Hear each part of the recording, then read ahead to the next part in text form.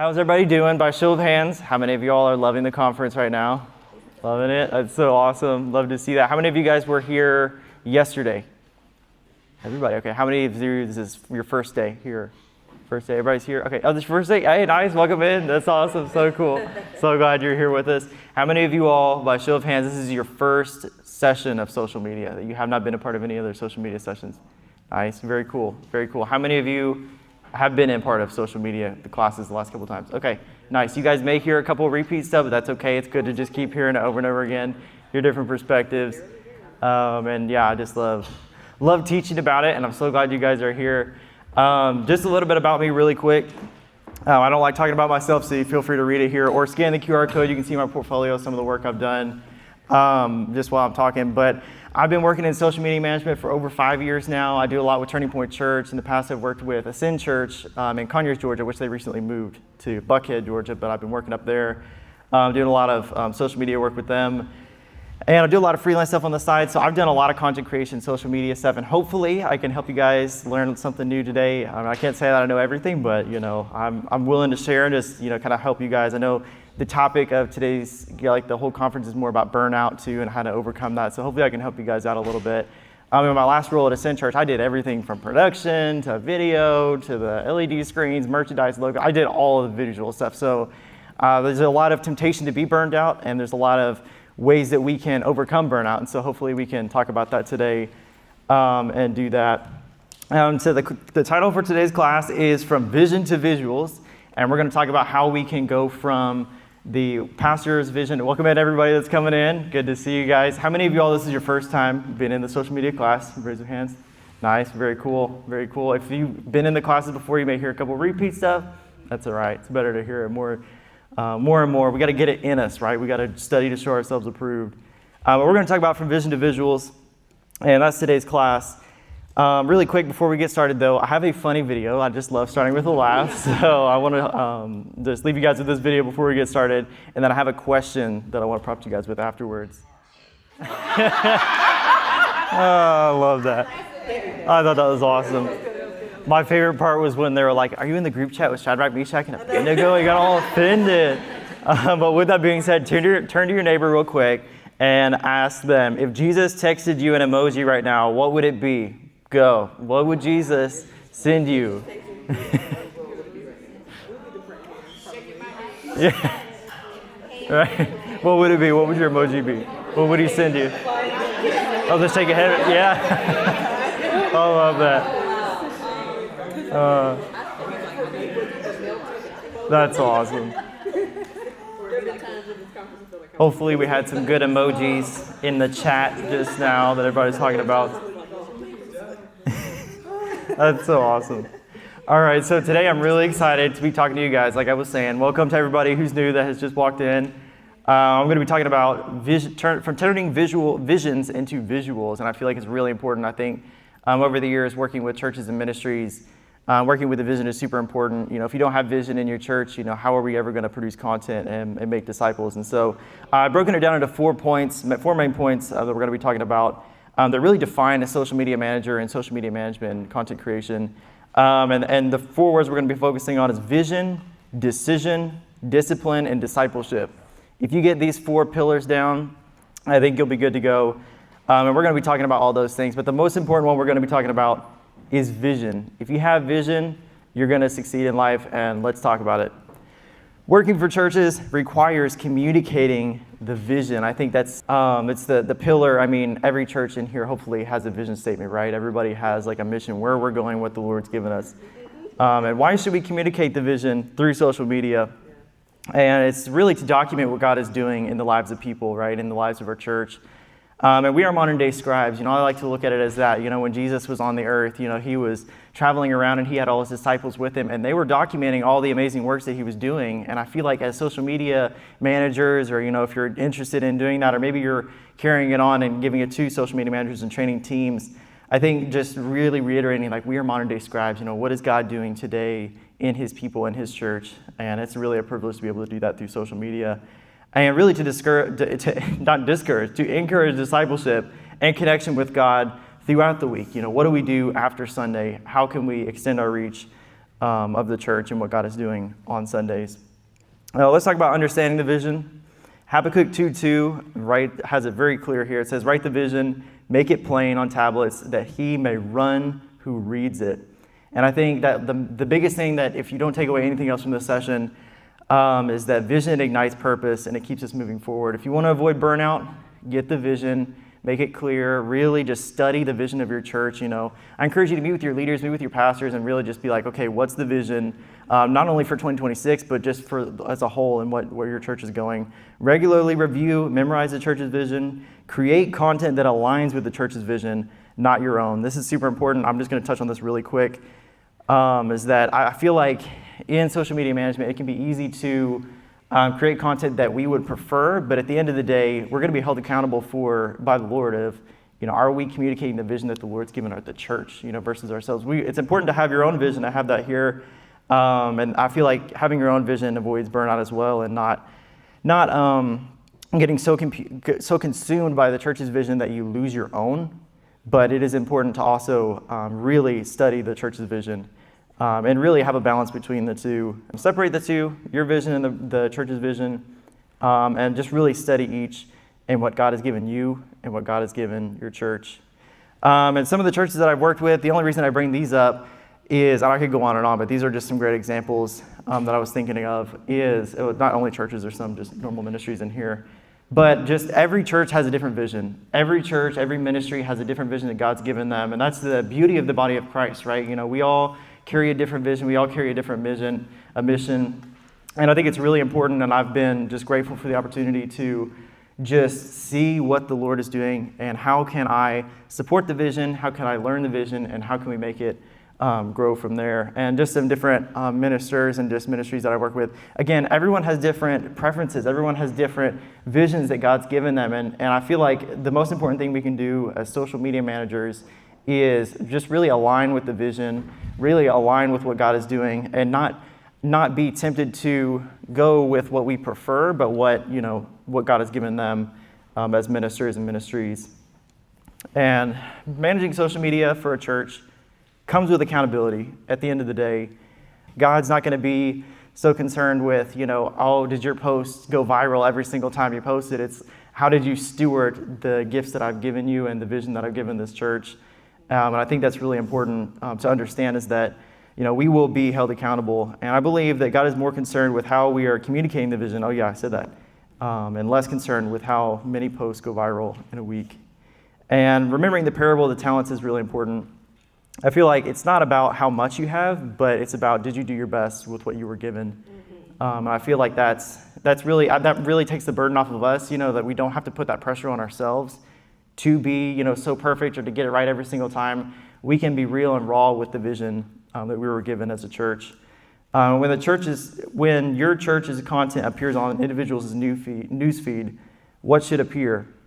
What should appear when your church's content appears on people's news feed? And I feel like that's the question, is like, okay, when they first see your post, or maybe, it's popping up for the first time, or they're returning visitors, returning, people that are seeing your content. It's all about, how can we communicate the vision every single time and really nail that and really get our content through that lens of, this is who we are as a church. And what to do when there is little to no vision, because you may be tasked with a project or a campaign, or maybe there's an event coming up and you're like, hey, what are we doing for this event? And they're like, just run with it. I can't tell you how many times I've heard, just do what you think. You can use creative freedom. I hear a lot of people, all of us have heard that at one point in time. And it's like, okay, where there is no vision, the people cast off restraint. Proverbs 29:18 tells us that. And there's chaos, And so we have to be able to find vision. We have to find ways to gather vision in the church. And I have an example that I'm going to get to on that. It's pretty funny. But lack of clear vision can lead to burnout. When we don't know where we're going, we just start going in circles. Ask to meet with your leadership and gain clarity on the mission. And if there's no vision for specific projects or the overall identity of your social media, get back to the basics. What is the main message that flows from the pastor? What is the main lenient message that he comes back to? No matter what he's teaching, what's his inspiration, what's his passion? And there's a bunch of other ones here, and I definitely don't have time to cover everything. I could literally sit on each individual slide like I'm doing right now and just talk forever and ever. So if you feel me kind of blowing through it, just know, I'll send this out later. And feel free to email me if you have more questions. If we don't get to the questions today, hopefully at the end we will. But yeah, just make sure that you get clarity on the vision and just as much as you can, get that from your leadership. One quick example of a project that I work on, it's not really related to social media, but it is related to content creation. I was asked by a church in Orlando actually to make a video for a conference that was coming up, but they said, okay, this is all we have to work with as far as the branding is this picture of stairs. And can you make a video from it? And I was like, we got this, so the church was really great about, supporting me with, as much details as they could, but at the end of the day, they were like, hey, we have these stairs. What can you make with this, for our conference? And so that took a lot of doing research on this church, because I wasn't a part of this church, but I was contracted to make a video for them. So I had to do the research. Okay, what is the mission of this church? What is the pastor's main message? What is this church all about? And here's what I came up with. I only had a week to make it, by the way. This is the last minute project. So this is what I was able to come up with. Just as an example, not to pat myself on the back, just to be like, this happens in the real world, that sometimes there is no vision, but we can pull through and we can make it work. It wasn't easy, but it's possible. And you guys aren't alone. Our Father, which art in heaven, hallowed be thy name. Thy kingdom come, thy will be done, on earth as it is in heaven. Heaven is moving. There's a latter rain invading the earth. A spiritual awakening stirring a generation. Hearts are being set on fire. Callings are being awakened. Lives are being healed. And freedom is filling the room. The glory of God is pouring out on sons and daughters who refuse to stay silent. This is the sound of revival. The movement of a kingdom rising, a people marked by his presence, and a moment that will mark us forever. This is a new awakening, one that deaf ears hear and blind eyes will see. This is the hour where dead dreams will come to life, the sleeper will rise up, and the church will be activated to a new level. A live conference 2026, Thy Kingdom Come. There we go, hit the stairs at the end, see? So, right. I don't know about that, but it happens though, and with the Lord's help, we can make it work, and we can keep going. And so I could talk all day about vision, but let's go from vision to decision. Once we have the vision, we got to know what to do with it. What content decisions can we make, and how do we execute on making content for after our Sunday services? And just what do we do after Sunday? That's the big ticket item, right? Okay, Sunday service happened, our pastor preached, all right, what do we do? Just brainstorm on how your church can uniquely engage your audience beyond the Sunday's message. And that's going to look different. I can't tell you how that's going to look for your church, but I can give you some tools and just some practicals that we're going to get into about that. And the first step is really, I'm not going to encourage copying other people, but I will say find other churches that do have systems that work. I think that we shouldn't copy content, but we should copy systems. I liked how there was a catchy phrase at the beginning. I like the inflections that they used in this video. I can't tell you how many times that I've seen people copy each other's content, and I'm like, it's not good to copy it and plagiarize people, but it is good to be inspired and to really run with what the Lord's doing, and seeing models that work for other people and see how you can uniquely structure it for your own church. So like I said, I don't condone copying people's work, but I do think finding inspiration is important because we find inspiration from God, right? And we can find inspiration from God and others. And put yourself in the audience's position before you ever make a post. Why should someone look at your post? What is the purpose of them looking on your social media? And I feel like the days of your followers only seeing your content is over. I feel like the algorithms now are showing your content to non-followers more than it does followers, and a lot of people outside of your church, to me, 90% of people that are going to look at your content is going to be non-followers. And that's a good thing because, your church is the front door, or your social media is the front door of your church. And so I feel like whatever they see on your social media and whatever pops up for them, Whatever the algorithm shows them, we need to make sure that it aligns with the vision. And one really important note on that is if you consistently post an announcement for your local members, you'll never impact people on a broader scale. I think one of the biggest temptations for churches is that there's a lot going on, right?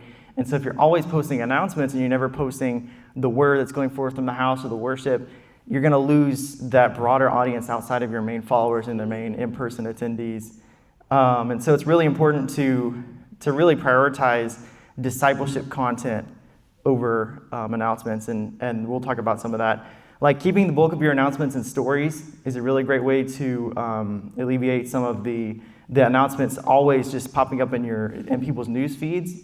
Keeping it in your stories is great because that sticks with your followers, and it'll be the first thing that your followers see. And that way it keeps more room in your grid, if you're on Instagram or your timeline, if you're on Facebook, for your non-followers to be able to see content when they click on your page.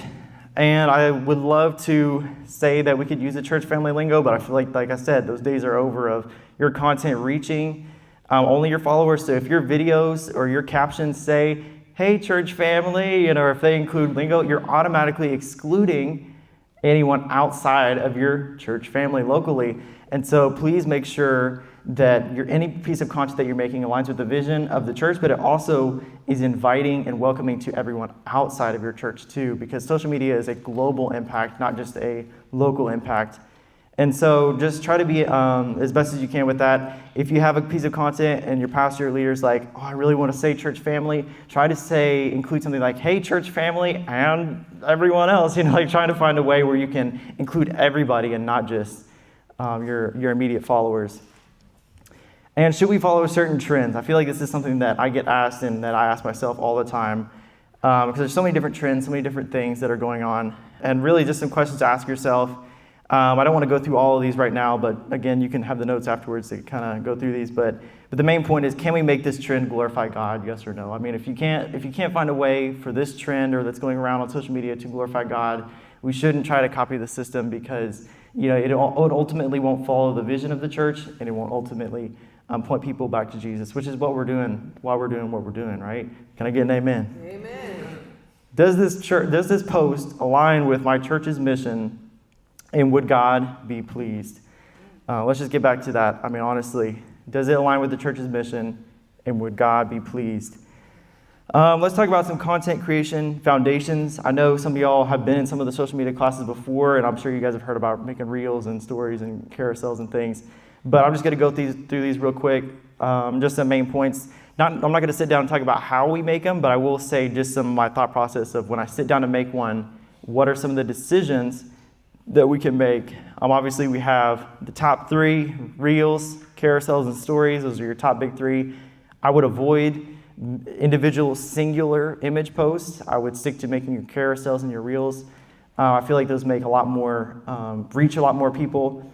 And also, they're more engaging, It's more satisfying to swipe, right, when you're doom scrolling than to just see one singular image on a post. And the sizes, in case you need them, if nobody's shared that with you yet, hopefully that'll be helpful. You can Google these, obviously, at any time if you forget these, but different sizes. The black space here, obviously, be aware of where your buttons are on social media if you're going to make content. I made so many videos that flopped because the content that was on the reels was covered by the buttons, and so please be aware of what you're doing there. Let's talk about reels really quickly, how to plan, shoot, and edit them. First off is decide on a theme. Obviously, what are we doing? Sermon highlight, service recap, fun skit, church invite, whatever you want to do there. For sermon highlights, I would suggest if your church does live stream, I would suggest getting with your production people, or if you manage some of that too, you may be wearing multiple hats. Make sure you pull from the live stream if possible. That's just a really great, reliable way to capture content. Or record the video yourself. Use your phone, use a camera. Have some suggestions on cameras if we want to talk about it afterwards. I won't go into that today, but just making sure you are capturing those and really posting those. It's really important. A couple of tips for picking out sermon highlights. I think this is really, really important. I'm only going to hit a couple of these points here, but again, you can read these later. But don't always pick the hype moments. I would give a variety. We don't always want to show or perceive one image of our church. but maybe in person, the church is not actually that way. And so, I think showing the fullness, it's the fullness of the fullness of the church, fullness of the body. And I think that's really important. And pick out the moments that spoke to you the most. And I know that sounds really selfish, but I feel like as social media managers, the Lord will speak to us about what He wants to be on social media. And I feel like, if you feel that tug from the Lord, like, this word really spoke to me, those are a great way to get content fast, is to be like, okay, this moment in the sermon really spoke to me. Let's clip it, let's pull it, let's use it on social media. For fun skits, keep it appropriate and avoid promoting harmful themes. I feel like you guys can fill in the blanks here of what that would look like for your church and what to do and what not to do. But please don't promote harmful themes or punching, kicking each other, throwing each other across the sanctuary, if you can. I mean, unless that's how your church rolls. But all right, designing carousels. Again, I skipped through some of these. Feel free to go back and check them later. For photo carousels, I suggest making a shot list before you do it. I did not make this carousel here. Some of the stuff that I've been showing is mine, but this one is actually my good friend and colleague Sarah at Turning Point Church that I work with. She made this one, did an amazing job. And that's just one of the slides that are on there. But I picked this one because it's a great example of using a shot list and making a template. And so I think it's really important that if you're going to do photo carousels in any capacity, whether you're going to put a bunch of overlays and images on top of each other, or maybe you're just going to do like single images on each slide, just make a shot list beforehand. That'll make you confident in what you're doing, or maybe your photography teams if you're leading them. Making sure you have a shot list of like, hey, this is what we're looking for, and that'll make things go faster and be more efficient, especially if you have a lot going on. For sermon notes or informative carousels, minimalism is crucial. But bonus points if there are design elements that tie into your sermon series. If you're going to make your carousels for sermon notes, just make the main point, keep it simple. And obviously, if you can tie it into the theme, if you're making the graphics, that's really great.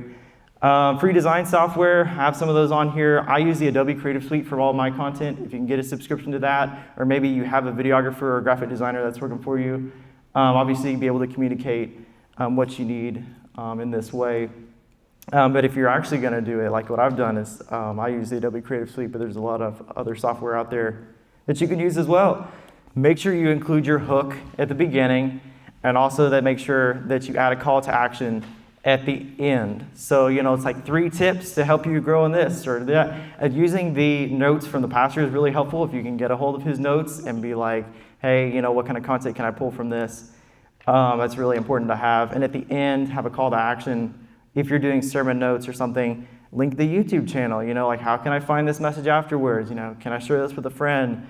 But give them something to do afterwards, because they've been swiping. Okay, how can I make this work further and share this reach even more? Last but not least is stories. And I would suggest, share your reels to your stories, share your carousels, share what kind of posts you're making. Again, your stories are going to show up first for your followers when they follow you, and that'll pop up at the top when they first open social media. And just keep it engaging, post environmental videos and behind the scenes moments, like maybe before church has started or, before things are moving or during. And just really, really utilize stories, because it just shows that your account is active and you're not just robotically posting on your grid, every day or however often you post.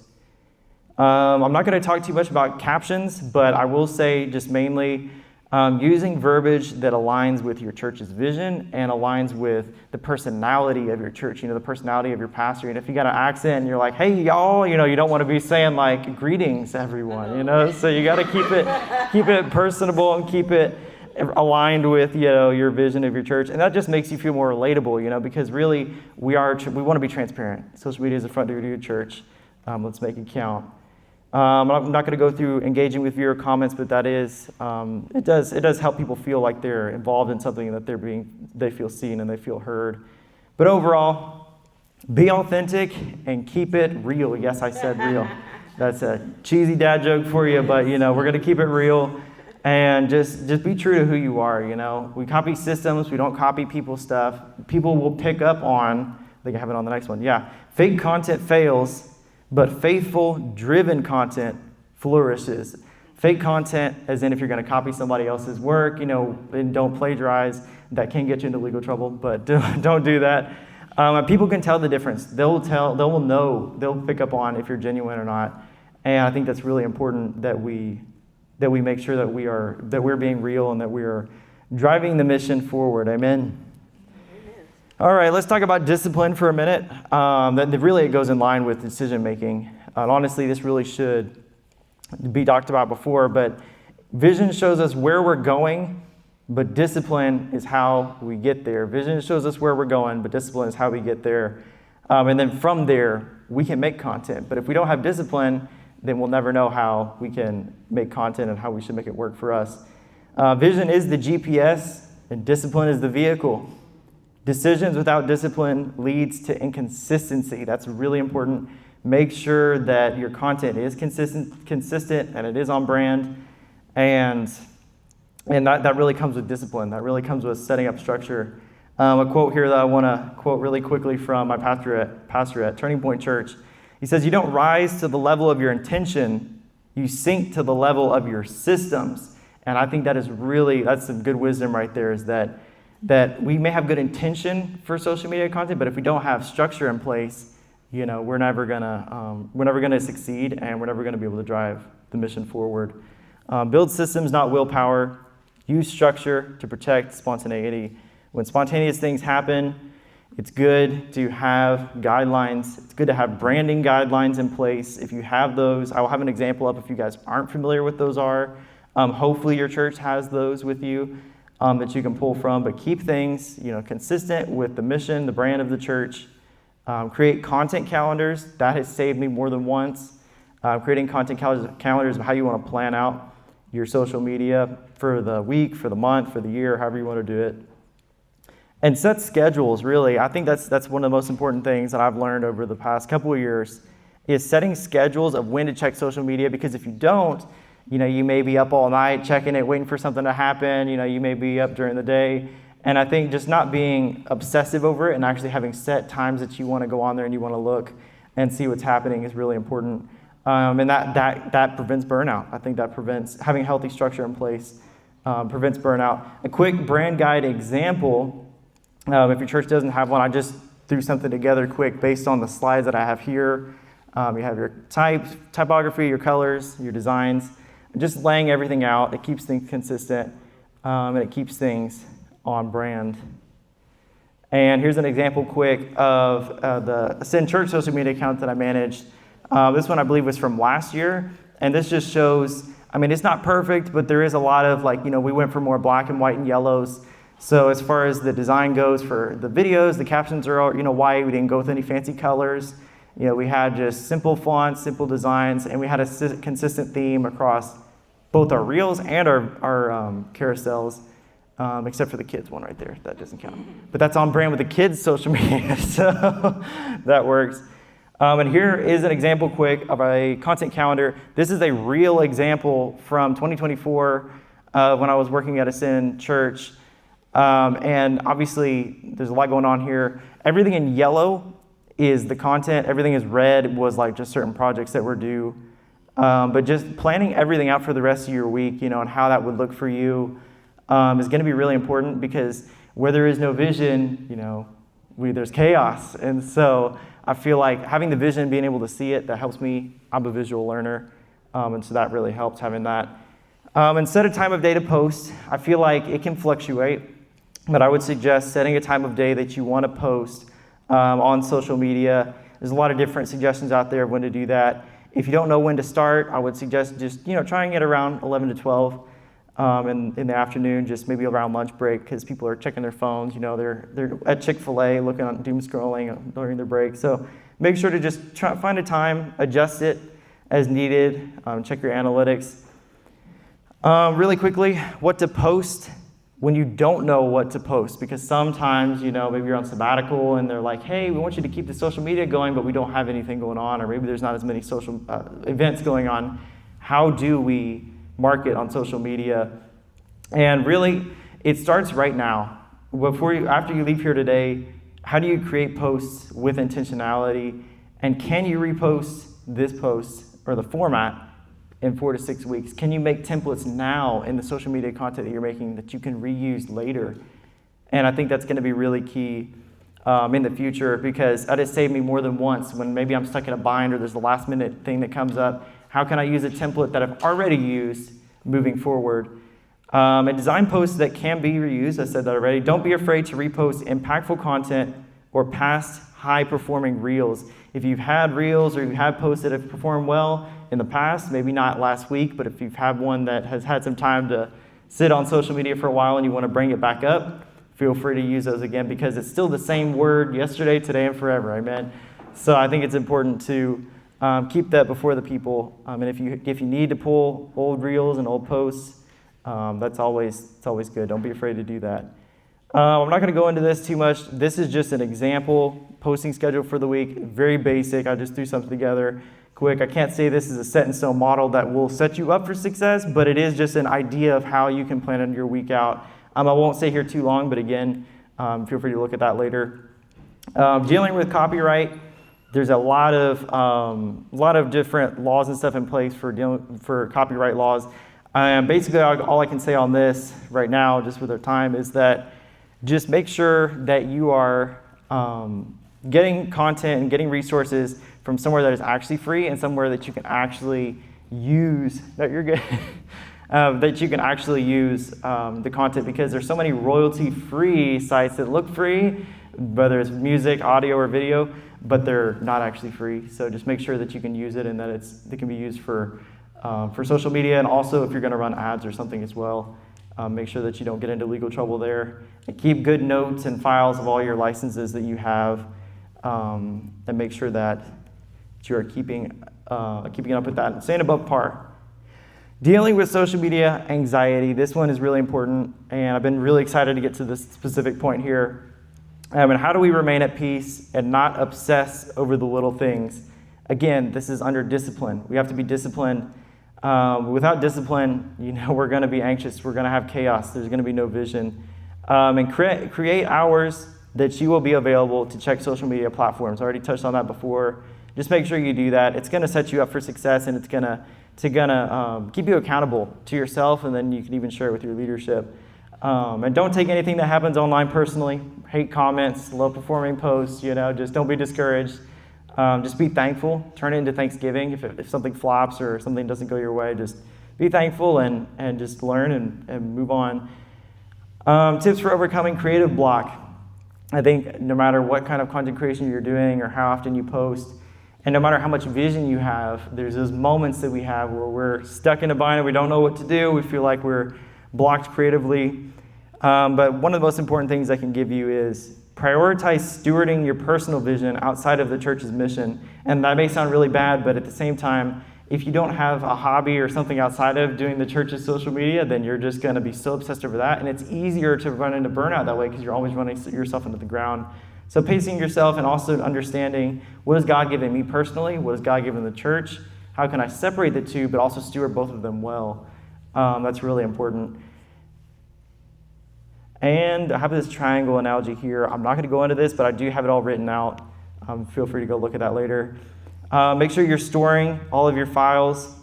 Anything that you create that you want to use later, make sure you have a hard drive or a cloud storage that you can use to do that. I can tell you that it saved me more than once, especially if you don't know what you're going to post for a certain week and you need to pull something from an archive. Make sure you're keeping good notes and archiving all of your content. And last but not least, discipleship. I feel like social media management is about discipling others. It's not about just making posts just to make posts. It's about discipling others. Because if we're not discipling people, then we shouldn't be posting on social media, right? And so our content exists to win the lost and disciple the found. And I think that without discipling others and without winning the lost, that's what we are as a church. That's what our goals are.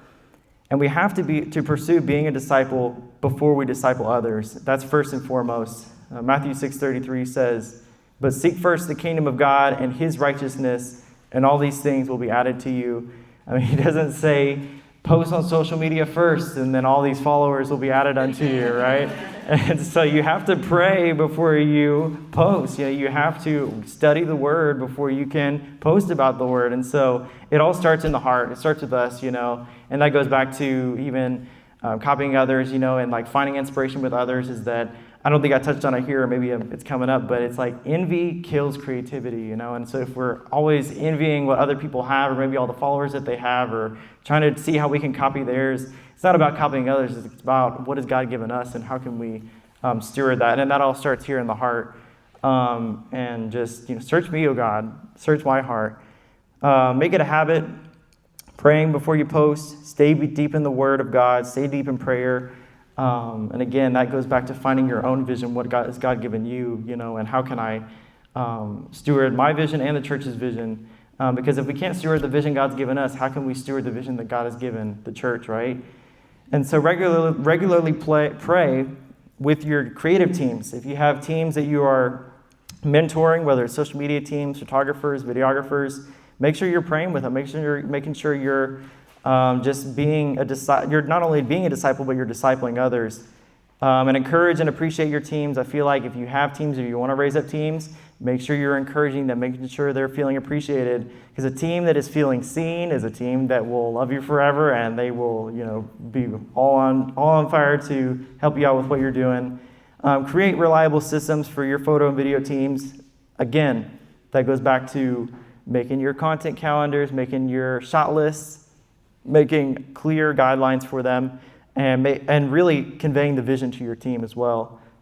Include your teams in specific special projects and explain how their work will contribute. If you have teams and you have a special project coming up, maybe you have a photo team or a video team or even a social media team, be like, hey, we got this project coming up, and we're doing X, Y, Z. This is exactly how you can help contribute to that. And they're going to feel invested. They're going to feel a part of it, and you're going to get the best result when they feel invested in what you're doing and that they are contributing to something specific and not just dumping a bunch of content, onto you like, oh yeah, here's, what I did as a volunteer. No, you are a contributor to this specific post, and it's going to be really good. And I think it's going to be really great the more you can involve people in that process and make them feel invested.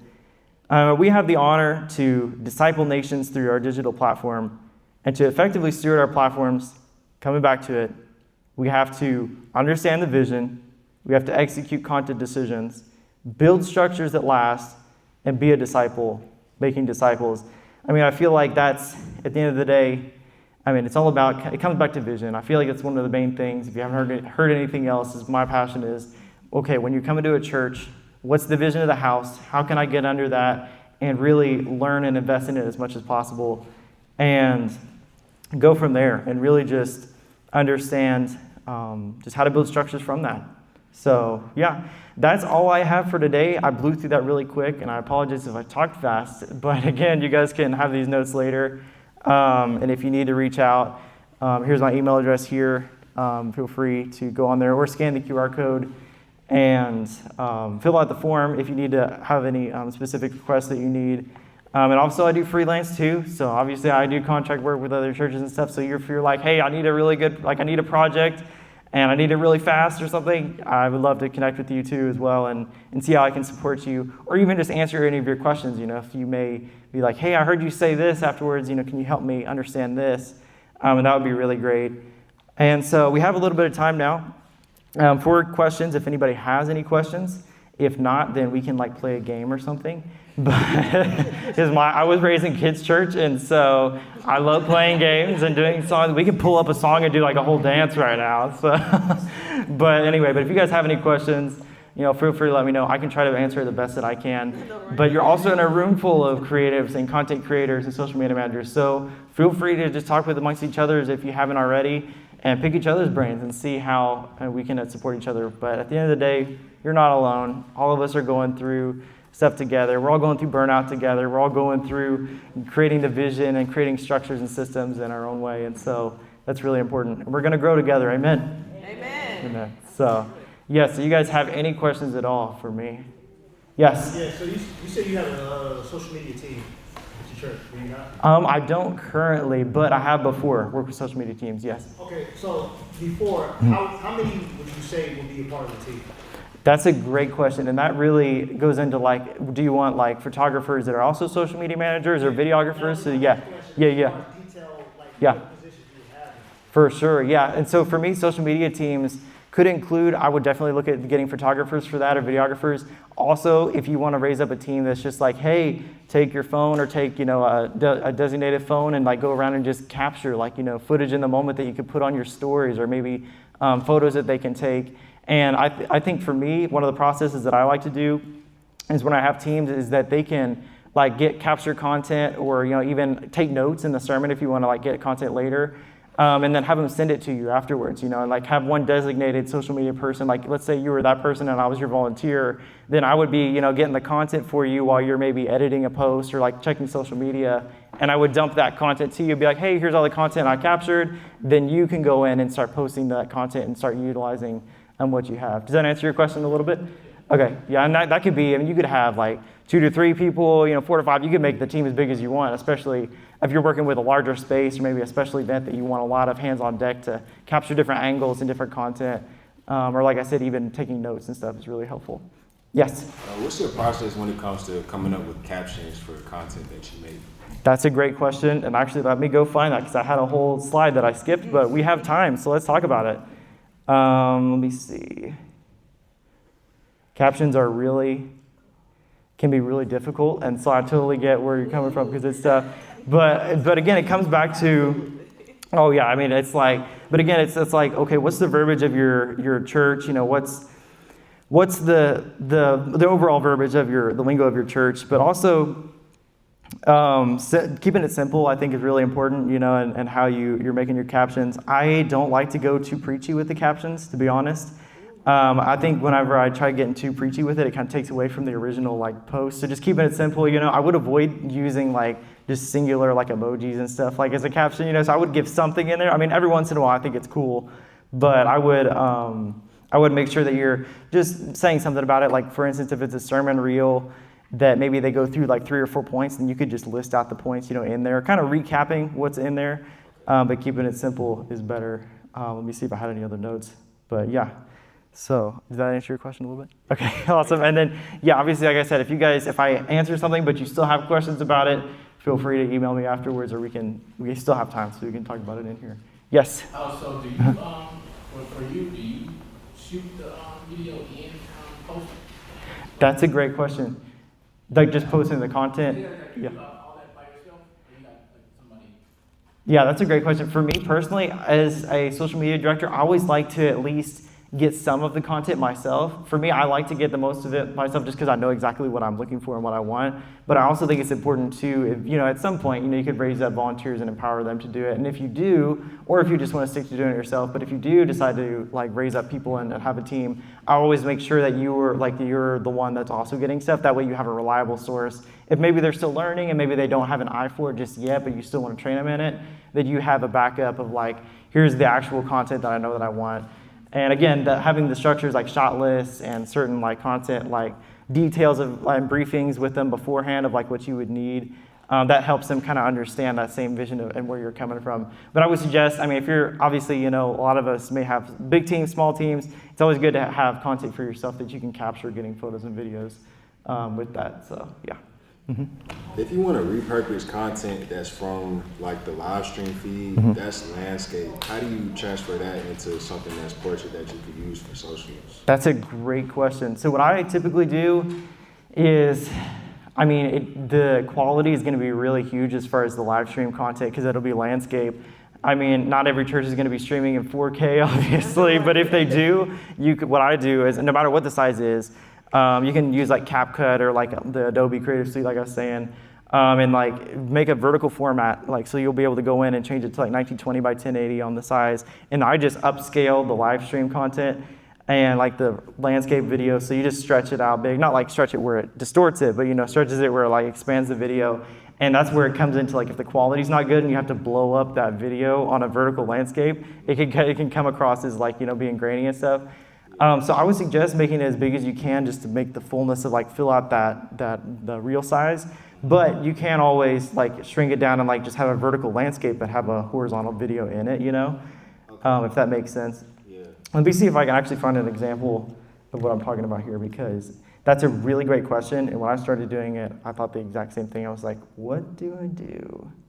Can I make a suggestion? For sure. A platform that really helpful to me, making reels from sermons or just a video, like our pastor has a separate ministry on YouTube that I use for content. Have you heard of Opus Clip? Opus Clip, yeah. Yeah, it's really helpful. You can just post the link and it will create shorts or reels for you in the format, and you can play around with it, and they'll create AI images that it will automatically post, like in your reel, It's really great. And captions automatically come up too. So it saves me a lot of time because I used to use CapCut as well before. Yeah, that is a great point. I'm so glad you brought that up. I'm going to be honest, I'm a manual guy. I like to do it all manually. But no, there are many programs out there like the Opus one that you can use. And I honestly would suggest, because again, we're talking about how to not run ourselves into the ground, how to make the most efficient team possible. Having those resources that you can do, or even contracting somebody out, or like having a separate person, even like a volunteer, that can come in and kind of help you edit some of those things is really important. So yeah, finding an automated system like Opus and stuff, those are really important. So yeah, that's really great. So yes, what is it? Another suggestion to that, I know my church, the sizing thing, if your church brand colors or whatever, it's at the top and the bottom, and whatever is playing in the middle is kind of reflected on the top and the bottom, but still like within the color. So the middle is still the focus, but it's like kind of going along as the video's playing. Yes. And it fills out the screen, but still makes it look pretty cool, like water. Yeah. That's a great suggestion. If you guys didn't all hear that, she was saying to put the video behind it so you can still keep it landscape on the reel, but behind it have like the blurred out video or like some sort of effect, or even if you want to use like the brand colors in the background. That's really good. I have used that more than once. I'm so glad you said that. See, this is great. We're not alone in this room. Everybody has wisdom. We all have stuff to share. I'm not the only one that knows everything. All of us in here have stuff that we can share. We all know, how things can work and do better. Yes. So how do you navigate in an environment where your church demographic skews older and they may not necessarily have an understanding of how social works? So they think that everything gets dumps on the feed where it's, okay, our ministry is having a fellowship on Friday. We're having this, where they don't understand that it's global and not within your walls, but at the same time you're trying to help them understand so you can draw in a bigger audience as well as a younger demographic. That continues to be a challenge. I know just not for our church but for a lot of churches. But how do you navigate that where you want to move your social forward and also meet the demands of people who don't necessarily understand what social does? That's a great question. And I did actually work for a church for a time that was like that. And so I totally get that. I would say it would be, I feel like a soft transition is good. I wouldn't just go cold cut, stop doing announcements, because if you've been doing more of that kind of style, I would transition to doing more email campaigns, and I would start kind of directing them to maybe they would get more of their announcements in their emails.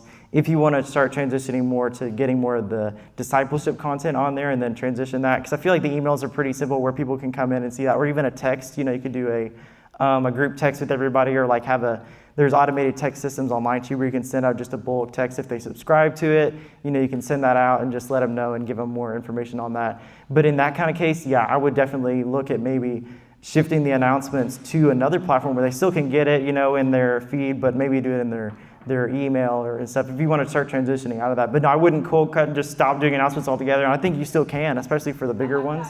But for sure, like a lot of churches, Sunday is done well. Content is a no-brainer for a Sunday, and you get your sermon reels from there. But church happens beyond Sunday, and so you have to find that healthy balance that's not announcement driven.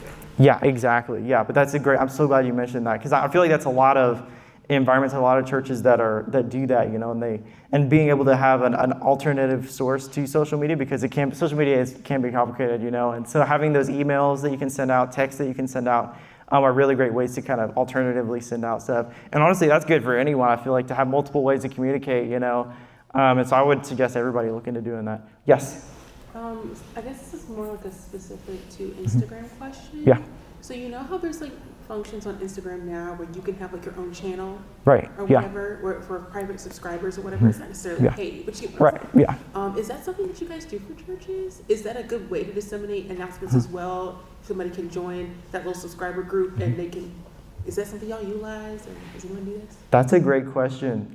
I don't know if anybody heard that, but it was if you used the, what was it called again? I'm drawing a blank. The subscriber base tab. Yeah, no, I know what you're talking about. Yeah, if you're using that tab, the subscriber base tab in your Instagram specifically to do announcements. I don't know if anybody else does that in here. Does anybody raise their hand if they've done that? I think that's a great idea. I've not actually thought about that before, but that's a good, I would honestly try it and just see, because then you can be up here and tell people if it works or doesn't either. So you can be the forerunner for us and try it. Yeah. So we don't fail down, we don't fail backwards, we fail forwards, right? So you can always try it, and if it flops, too bad, you can always delete the post later. So, but no, that's a great idea. It's very innovative. So I have not personally thought of doing that, but I love that idea. So that's really great. Yes? How have you navigated, if this has come up for you, folks that maybe don't want to be captured or posted, Yeah. and just keeping sensitive Yeah. to the environment as you're capturing content? Yeah. Wow, that is a great question, and I literally just had a conversation with someone about this the other day, so I'm so glad you brought this up. How do you, what was it again? It's how do you not capture people that maybe don't want to be captured? The main thing that I could give you, and that most churches that I've seen, they have photo and video policies on their website. And so having a page on your website where you can say, hey, if you come in the building, just so you know, we're going to have photos and videos. You could have a separate website, but if you really want to make it up front so people are aware, you can put it on your kids' website, web page, and you can put it on the main one, maybe the service times page, be like, hey, just so you know, we have videos and stuff going on. Because I feel like there are certain instances where, maybe unique situations where it's like, you can't, legal reasons, maybe you can't get somebody on video. I've had that happen a few times before, and I totally understand that myself, and I feel like that's important to be able to be sensitive with people's information, but it also can get out of hand too, where people are just like, everybody doesn't want to be on video. Now you can't capture anybody, and now you have to pick out certain people that you can and can't post. It's like, am I supposed to post them or not? So I feel like having the photo and video policy on a website is really important to be able to just cover yourselves, legally, to be like, hey, just so you know, when you come into our in-person service, we have taping being done, and maybe even, oh yeah. Sorry, just with putting it on your website, we're in a transition phase, so we haven't really had, our social's been like bulletin board style until I came on, so we're pivoting, so we don't really have new people that are like gonna go to the website and see that type of disclaimer. It's for the people that have been there that are like, hey, she keeps like having her phone out, what's going on? And I had a volunteer taking pictures at an event, and this woman said to this teenage girl, please don't take a photo of me. This girl's mortified and doesn't want to be on my team. I can't tell you how many times I've had that happen to me personally, and that traumatized me forever. So I totally get that. For me, it's like being able to, in those moments, just take a deep breath, and if you can, if they're willing to hear you, have that conversation with them. Like we were saying, it's like, hey, I totally understand where you're coming from. It's like, in some way kind of navigating the conversation, like, we're modern day scribes, kind of showing that it's a ministry of the church and just kind of explaining the reason behind. It's like for your current members is like, this is a new ministry. It's a form of worship, and, it's a tool to be able to disciple others, and just kind of, you could, if you can, explain it to them, just kind of break it down of like, we're here just to be able to document what the Lord is doing and really just, see what all, what he's doing in the room, and the way we do that, through social media and through doing that kind of stuff. So if you can kind of pastor them through, that would be kind of great, because I feel like they'll be able to get more of a vision for it, because, then they'll catch the vision, and then hopefully they'll run with it and be like, oh yeah, they're doing it for the Lord and to disciple people. And so any way that you can maybe, because that's tough when you have current members and trying to change that model. And so I think just any way that you can kind of just explain to them the importance of why we're doing what we're doing, and it's not just to humiliate them or put them on social media, because we want the best for them, and just be like, I understand, it can feel comfortable, but this is what we're doing to capture what the Lord's doing in the room. So I hope that answers your question. Yeah, thank you. Yes. So this might be a lot to her point, but some churches have like non-content sections. It's a lot, but you said if you don't want to be photographed on camera. Yeah, that is good.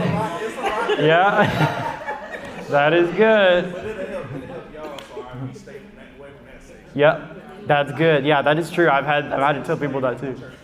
That's wild. Yeah. For sure. Okay, I am all out of time right now, but please, if you have a question, write it down, email it to me. I don't know where my email went on here. Oh, where'd it go? Thank you guys so much for being a part of this today, and I hope you've learned something from here. And obviously, reach out to me if you need the notes. And if you scan the QR code, I most likely will put this on my website as well if you guys want to come back to it. But if you don't see it on there, email me if you need the notes. If you have questions, I want to be a resource for you guys. Thank you so much for being here today. And have a great rest of your conference week, and hope to see you guys again soon.